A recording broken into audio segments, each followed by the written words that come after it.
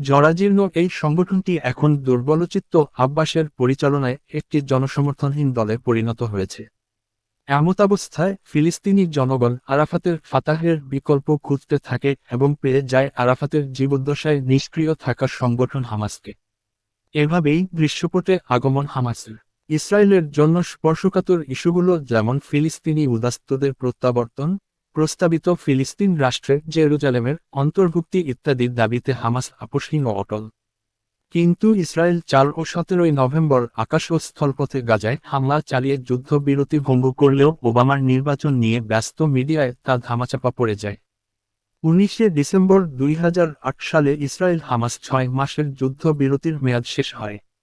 এরপর ২৭ ডিসেম্বর যুদ্ধবিরতি ভঙ্গকারী ইসরায়েল গাজায় নির্বিচারে গণহত্যা শুরু করে। বিনা উস্কানিতে ঠান্ডা মাথায় গাজার ঘুমন্ত, নিরীহ মানব সমাজের উপর ঝাঁপিয়ে পড়ে ইসরায়েল। ইসরায়েলি জঙ্গি বিমানগুলো আকাশপথে, যুদ্ধ জাহাজগুলো নৌপথে এবং ট্যাঙ্ক বহরের দুর্ভেদ্য নিরাপত্তাবুঝ নিয়ে ইসরায়েলি পদাতিক বাহিনী প্রায় ২২ দিন যাবৎ মানবতার বিরুদ্ধে সভ্য দুনিয়ার এক নজিরবিহীন নৃশংস তাণ্ডব চালায়। নবাবিষ্কৃত ফসফরাস বোমায় মানবহত্যার নিষ্ঠুর পরীক্ষা চালায়। এমনিতেই দীর্ঘ অবরোধের কারণে গাজাবাসী নিঃস্ব, অসহায় ও সম্বলহারা। নেই তাদের পর্যাপ্ত খাদ্য পানীয়। তার উপর নিষ্ঠুর ইসরায়েল বাহিনীর বর্বর আক্রমণে গাজাবাসী অসহায় হয়ে পড়ে।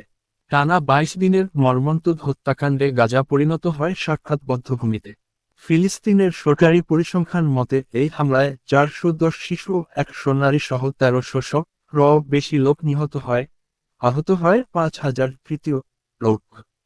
৪,০০০ প্রথম, বাড়িঘর পুরোপুরি ধ্বংস হয়ে যায়। অন্যদিকে ইসরায়েলি সেনা মারা যায় মাত্র ১৩ জন।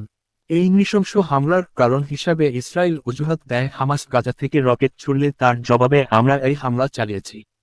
অথচ হামাসের রকেট হামলায় ইসরায়েলে মারা যায় ১৩ জন, আর তার জবাবে ইসরায়েল হত্যা করে ১৩০০ জন।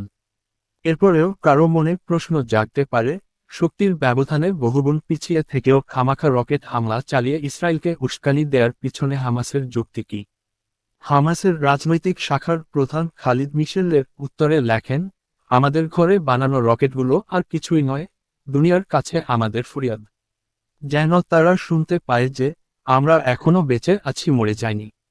ইসরায়েল ও মার্কিন শক্তি চাচ্ছে আমরা মরব কিন্তু আওয়াজ করব না। আমরা বলছি আমরা মরব তবু নীরব হব না। প্রথম আলো, জানুয়ারি ২০০৯, প্রিয় ১১। শান্তির ললিতবাণী প্রচারকরা কোথায়? সন্ধ্যার মৃদুমন্দ হাওয়ায় ঘুমাতে যাওয়া আর পাখির কোলাহলে আনন্দঘন পরিবেশে ঘুম জাগা শিশুটি যখন নিমিষে হচ্ছে পিতৃহারা, মায়েরা হচ্ছে সন্তানহারা, স্ত্রীরা হচ্ছে স্বামীহারা। পিতৃহারা সন্তানের বুকফাটা আর্তনাদ, স্বামীহারা বিধবার গগনবিদারী চিৎকার, সন্তানহারা পিতার শোকের মাতম যখন পৃথিবীর আকাশ বাতাসকে কাঁপিয়ে তুলেছে, সকলের অলক্ষ্যে নির্যাতিত বান্দার আর্তচিৎকারে আল্লাহর আরশটিও যেন কেঁপে উঠেছে। সমগ্র পৃথিবী যখন এই গণহত্যায় শোকে মুহ্যমান, সেই মুহূর্তেও মার্কিন প্রেসিডেন্ট বুশ নির্লজ্জভাবে উল্টো সহায়হীন ফিলিস্তিনিদের দায়ী করে বিষোদ্গার করেন। সমবেত হচ্ছে, মূলত ইসরায়েল কখনোই একটি স্বাধীন ও সার্বভৌম রাষ্ট্র নয়, বরং মুসলমানদের বিরুদ্ধে বৃহৎ শক্তিবর্গের সৃষ্ট একটি সামরিক কলোনি মাত্র। এই বৈষম্যবাদ কলোনিটিকে রাষ্ট্র নাম দেওয়াটাও বৃহৎ শক্তিবর্গের রাজনৈতিক খেলা। তাছাড়া পৃথিবীর বিভিন্ন স্থান থেকে বর্তমান ইসরায়েলে তাদের জমা হওয়াটা চূড়ান্ত ধ্বংসের আলামত হতে পারে এবং এই আলামত ধীরে ধীরে প্রকাশ পাচ্ছে। ইসরায়েল সত্যিকার বিপদ, আসল হুমকি তার ঘরের মধ্যেই মাথা চাড়া দিচ্ছে। ইসরায়েলের মোট জনসংখ্যা ৭.১ মিলিয়ন, তন্মধ্যে ইহুদি ৫.৫ মিলিয়ন, আর বাকি ১.৬ মিলিয়ন মুসলমান। আর গাজা ও পশ্চিম তীরে বসবাসকারী সব মুসলমান মিলে মোট সংখ্যা দাঁড়ায় ৫.৫ মিলিয়ন। এখনই মুসলমানরা ইহুদিদের থেকে ১ লাখ বেশি। ২০২০ সালের মধ্যে ২১ লাখ বেশি হবে। Can Israel survive? টিম ম্যাকগাক, দি টাইম ম্যাগাজিন, ১৯ জানুয়ারি। বঙ্গানুবাদ, ইফতেখার আমিন, নয়া দিগন্ত, ২৯ জানুয়ারি, ০৯, প্রি ৬। তখন এমনিতেই দৃশ্যপট পাল্টে যাবে।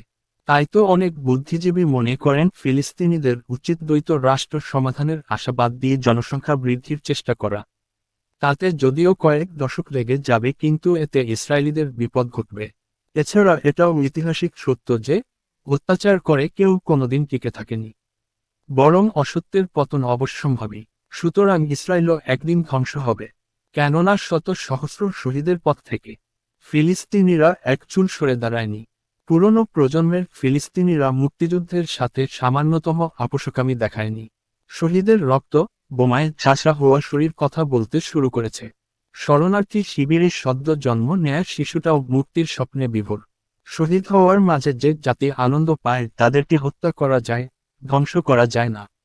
অবরুদ্ধ করা যায় কিন্তু স্বাধীনতার আকাশছোঁয়া স্বপ্নচ্যুত করা যায় না। তাই আজ মুসলিম বিশ্বের উচিত তুরস্কের রেসিপ তাইয়েপ এরদোগান ও ইরানের আহমাদিনেজাদের ন্যায় সাহসী ভূমিকা পালন করার মাধ্যমে ফিলিস্তিনের স্বাধীনতার ক্ষেত্রে অভিভাবকের ভূমিকায় অবতীর্ণ হওয়া। সেকুলার রাষ্ট্র তুরস্কের রাজনীতির পালে নতুন হাওয়া লেগেছে। এখন তারা ফিলিস্তিনের স্বাধীনতা অর্জন করার ব্যাপারে সোচ্চার হয়ে উঠেছে।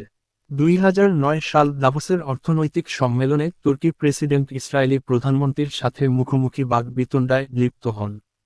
তিনি আঙ্গুল উঁচিয়ে গাজার হামলাকে গণহত্যা বলে সম্মেলন কক্ষ ত্যাগ করেন। পরবর্তীতে বছর 31 মে তুরস্কের সহযোগিতায় গাজা অধিবাসীদের জন্য একটি ত্রাণবাহী জাহাজ মাভি মারমারা গাজার উদ্দেশ্যে রওনা হয়। উক্ত জাহাজে ইসরায়েলি সেনাবাহিনী নির্বিচার হামলা চালিয়ে 20 জন মানবাধিকার কর্মীকে হত্যা করে, তন্মধ্যে 8 জনই তুর্কি। এতে করে তুরস্কের সাথে ইসরায়েলের সম্পর্কের টানাপোড়েন শুরু হয়। অন্যদিকে তুরস্ক মুসলিম বিশ্বের আপামর জনতার সমর্থন কুড়াতে সক্ষম হয়। এ ঘটনা ইসরায়েলের বিরুদ্ধে নতুন করে ঘৃণার সাগর বইয়ে দিয়েছে বিশ্বব্যাপী। হয়তো অচিরেই ক্ষোভের বিস্ফোরণ ঘটবে এই সন্ত্রাসী রাষ্ট্রটির বিরুদ্ধে। আল্লাহর নবীও বলে দিয়েছেন কিয়ামত সংঘটিত হবে না ততক্ষণ পর্যন্ত যতক্ষণ না মুসলমানেরা ইহুদিদের সাথে লড়াই করবে। তারা ইহুদিদের হত্যা করবে। ইহুদিরা পাথর খণ্ড ও গাছের আড়ালে লুকাবে। তখন পাথর ও গাছগুলি বলবে, হে মুসলিম, এই যে ইহুদি আমার পিছনে, ওকে হত্যা কর। মুসলিম 82 কিতাবুল ফিতান, মিশকাত 5144। তাই হতে পারে ফিলিস্তিনে তাদের জমা হওয়াটা চূড়ান্ত ধ্বংসের পূর্ব আলামত। পরিশেষে বলবো, ফিলিস্তিন মুসলমানদেরই, বায়তুল আকসা মুসলমানদেরই। পৃথিবীর কোন শক্তি তাদেরকে অধিকার থেকে বঞ্চিত করতে পারবে না।